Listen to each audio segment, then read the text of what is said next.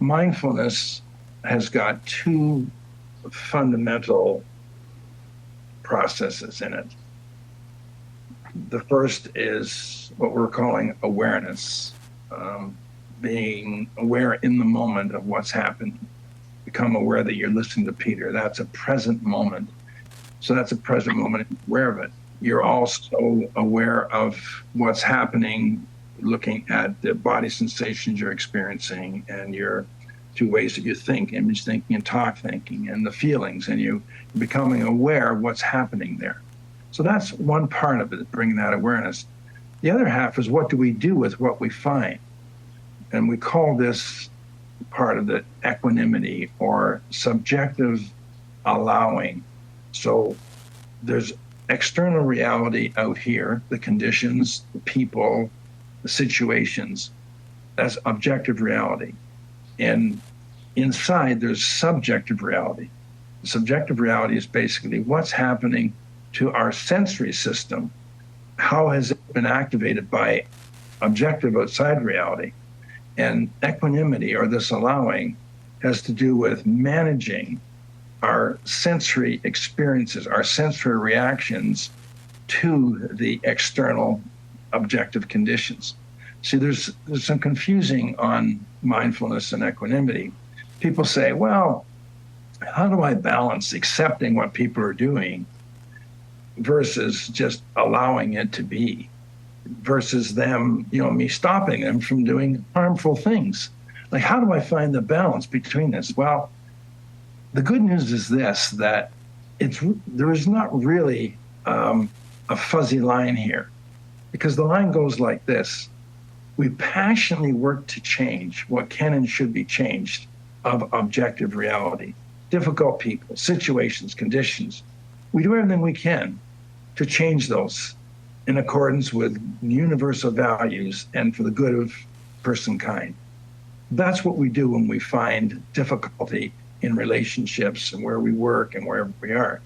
But simultaneously, each of those external conditions, situations, are activating your sensory system, the 7 sense doors that you have. We look at the main ones of body sensations, feelings, and the 2 ways we think, image and talk thinking. But there's other ones as well, tactile and others. But the main ones that we look at here is how have body sensations, feelings, and thoughts been activated as a result of what's happened in the external world?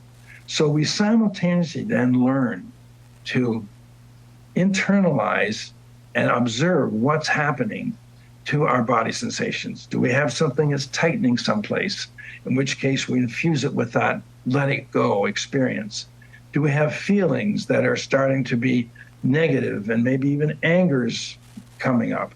Well, where is that manifesting in the body in terms of its location, its shape, its size?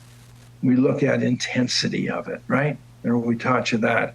We just internally, we look at these conditions that are happening, and we may look at even the shape of a body sensation of a feeling. And we may say, okay, that shape is, it's irregular, or it's oblong, or whatever. You get a muscle tightening maybe in the back of your neck or something like that.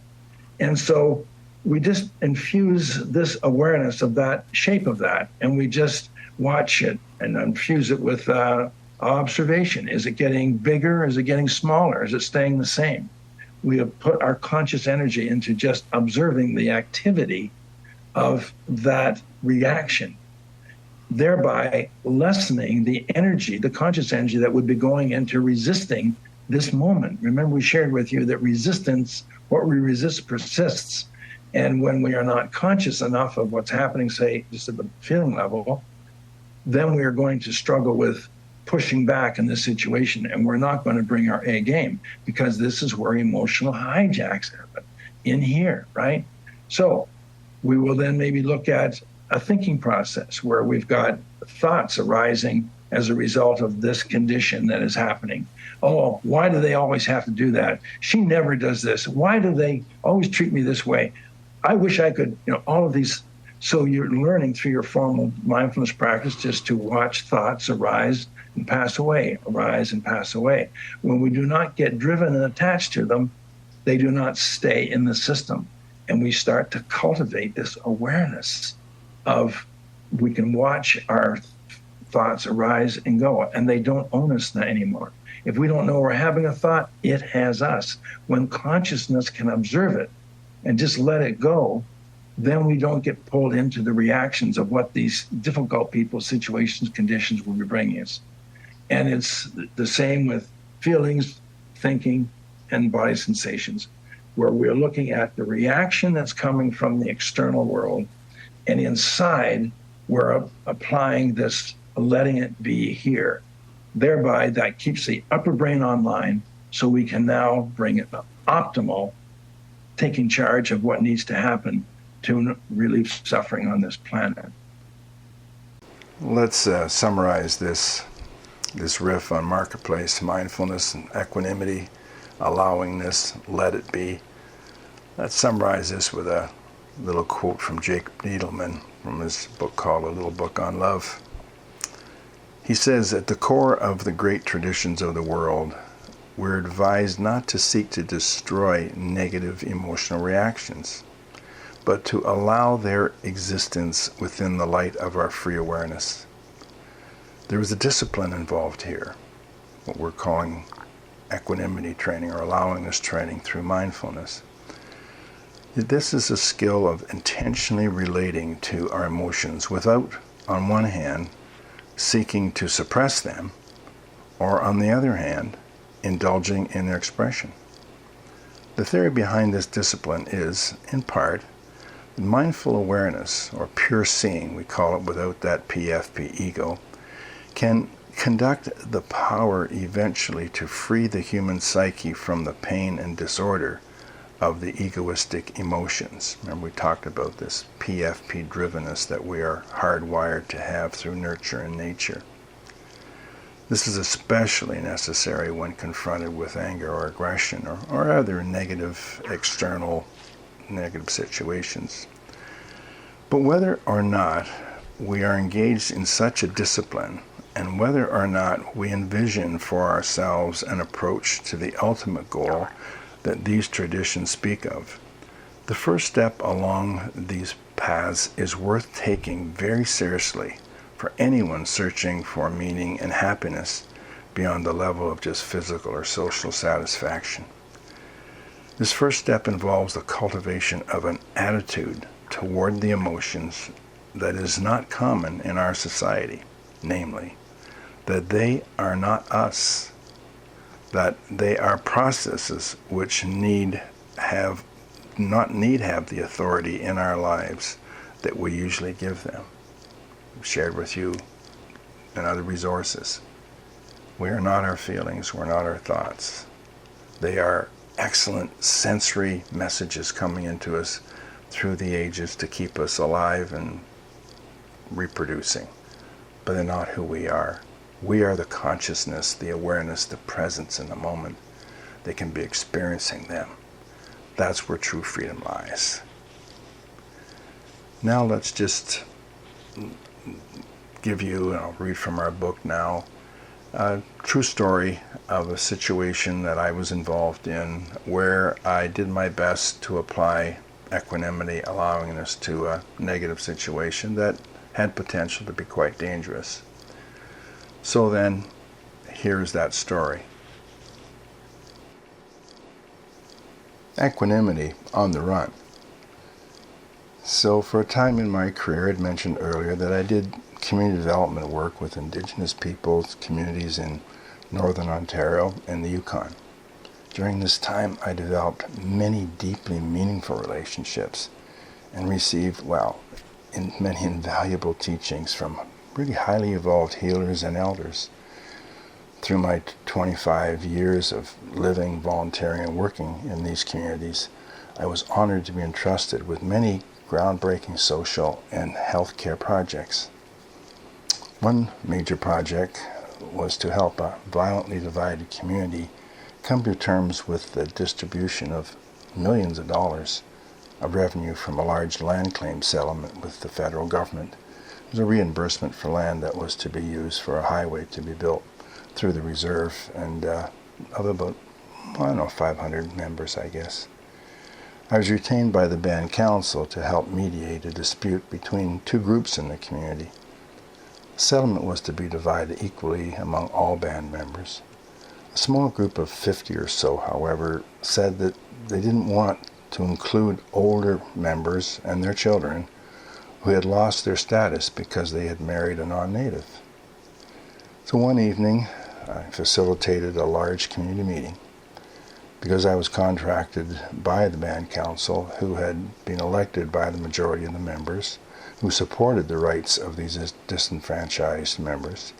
I was seen as the enemy by a small group who did not support them. Now, I'd intentionally chosen this kind of work because of my deep sadness for the tragic devastation from assimilation that we, Europeans, had inflicted, mostly mindlessly, but we had all the same, we had done it. Really brought a lot of suffering to our first Americans. So I was deeply sensitive and appreciative of their frustration with my role as an outsider. Nonetheless, when the community meeting decided to include the disenfranchised members, the minority group focused their anger on me, the non-native outsider. So as I left the community center that night, after most members had gone home, I was met by about 10 to 12 of these angry band members who yelled and threatened me. My body reacted to their threats with the force of billions of cells programmed for likely tens of thousands of years of evolution to fight or to flee or to freeze. I knew I needed to clarify the needs of this moment and make a mindful choice. Thoughts and feelings shot in and out of my mind and body like a high-speed train. What are my options here? How do I de-escalate this? How do I get help? These questions were half of my mind's response.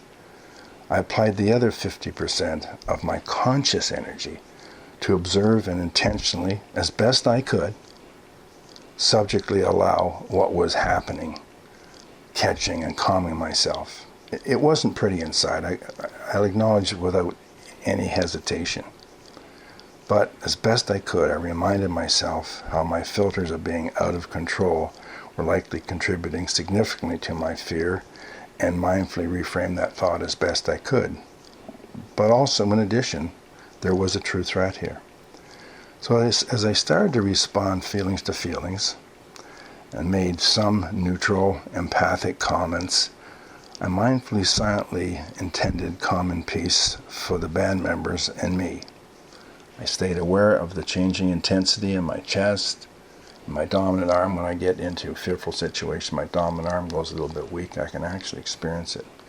And I infused these sights with our awareness and allowing. This is what we're talking about, this idea of just yielding to what's happening inside. I kept focused on my feelings of fear and anger and just kept labeling, there is fear, there is anger, allow, and just that process as best I could, while I was simultaneously trying to give, a response that would respect and honor these people who were so upset. So meanwhile, as the shouting and yelling continued, I met these people with equanimity to reduce the resistance that was amplifying my fear. Externally, I did my best to be open, said things like, hey, I'm sorry this is so upsetting. I did not intend this. And just please tell me more. As best I could, I brought that respectful, empathic dialogue into this situation. Now, awareness kept me communicating with more non-powerful, yet assertive. I had to be assertive in this situation, but also concerned statements. Okay, and what else? Although I did not really know these men and women, I assumed their goodness and treated them with the best respect and caring I could. Now, this situation could have gone either way. Absolutely it could have. But I kept clarifying my options to change or to leave the situation. Once again, you're always looking to deal with outside their reality, that objective reality, in the most helpful ways. But nothing came to mind in terms of being able to change the external environment that much. But my informed choice was then to do what I was doing, staying aware and allowing of my stressors, intending something positive, keeping an authentic, open heart as best I could, and communicating usefully, kindly, and ethically as best I could. So this clarifying process was not a guarantee, but really, research was on my side here, because when you put the awareness of their human goodness, it was certainly off the table right now because they were angry, but my knowing of the research that was, when you treat people with respect, you have a much better chance of a good reconciling situation. And of course, this helps you stay away from power struggles, which is so important in this. Now, in about half an hour, the group started to break up. The most vocal, of course, were the last to leave. Now, I could have gotten seriously hurt that night, no doubt about it. But in truth, when anger had taken over otherwise good people, I knew that time was on my side as well. The self-management tools of catching, calming, clarifying, and choosing that we've been talking about ensured that I didn't make the situation worse by meeting their power with my power or out of control fear. Either reaction would have been disastrous. And interesting, just to finish this story, when I came to the community next, the two of the leading dissenters in this actually came to me, sought me out, and apologized for their anger. I just bring this story into this audio for a couple of reasons. The first one, I want to get really clear. I was as frightened at this situation as any listener would be. Because I was an experienced mindfulness practitioner at the time, doesn't mean that the body-mind doesn't do what it does. It's got a mind of its own, as we've been sharing with you in the audio. So, although that's what was coming in and activating all those sense systems of body sensations and feelings of out of control and all that, to the extent that I could continue to say to myself, here now, here now, present, allow, and just move some of my awareness to those body sensations and the feelings I was having, and even some of the thoughts that were going down. And you can, when you practice this enough, you don't need all of your thinking capacity to deal with just outside reality. There's an inside development of this capacity that we keep talking about, where you've got enough consciousness to be able to know better moves and to really allow these internal situations to get softened so they don't lead to power struggle. So that's the first point I want to make, that we're not into magic bullet stuff here. Anything you've heard about mindfulness, that, oh yeah, you're going to have no more problems in life and live happily ever after. I mean, it's just not there. This is a hard science-based process that we know makes things better for sure, but it doesn't stop necessarily the, as I said, thousands and thousands of years of evolution that's developed, my mind-body process here. And the second reason for bringing this story in and this part of the resource is just to once again go back to reminding of you, when you can just catch yourself in that moment. Remember, we talked about that throughout the resource. We're going to continue to use that. That brings an automatic calming, and you can also use some of the calming strategies that we have been teaching you. We're going to teach you more. Now we've got into the catch. I've calmed. Now I can clarify the needs, and I can do some type of optimal response, the empathic listening and rephrasing and things like that we've taught you. So this just reinforces what we've been trying to share with you. Now, we're going to give more a bit later on, like I said, in that opening the heart surgery riff. But just know from just what you've heard here, this Catch, Calm, Clarify, and Connect is a game changer. It totally can change situations, either the extreme situations like I've just experienced with you, or just a situation where you're just trying to have a gentle conversation to help someone see a point of view. All of it goes into using these principles that we've just shared. And like I said, watch the game change.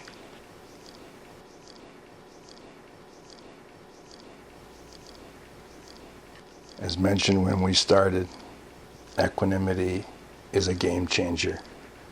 Right up there with loving and getting beyond our not feeling enough and the other major human qualities. This one is a big deal.